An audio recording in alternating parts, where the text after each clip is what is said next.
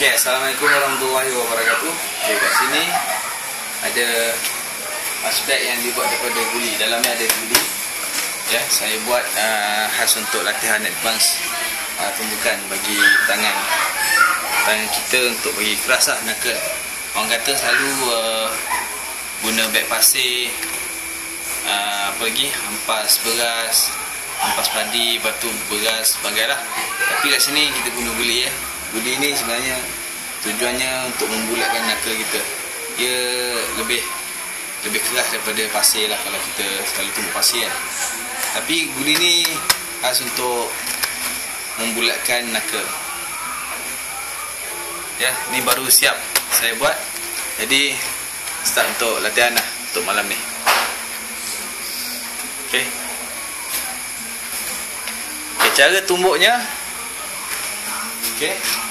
Cara tumbuknya kita tak boleh tumbuk macam tumbuk kau-kau lah. Tak boleh. Tak boleh tumbuk keras-keras. Sebab apa? Kalau kita nak dapatkan knuckle kita ni keras dan bulat, jangan buat latihan lembut je. Dia tak perlukan power. Dia perlukan apa nama? Position.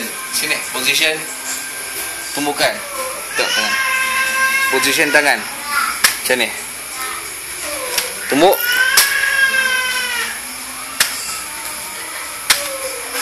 Ada orang kata macam ni.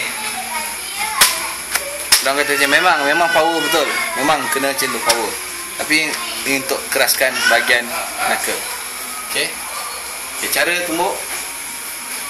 Cara tumbuk. Okey, untuk biasa je. Standard. Kan je. Sebab apa kan? Lajakkan. Orang kata tumbuk macam ni kan. Tapi latihan ni gerak sini. Pik, pilih sini Pik. Sekejap. Jaga ni. Cepatlah rakam. Okay. Ready? Go. Ready? Go. Ready? Go.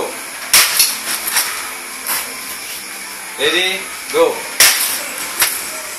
Okay? Macam itulah gaya tu. Kalau ada orang, dia buat macam ni. Jaga ready tangan dia. Untuk tumbuk. Biasa. Macam tu. Kita tak sesuai nak gunakan tumbuk berduri bagi yang belum pernah buat latihan sebegini.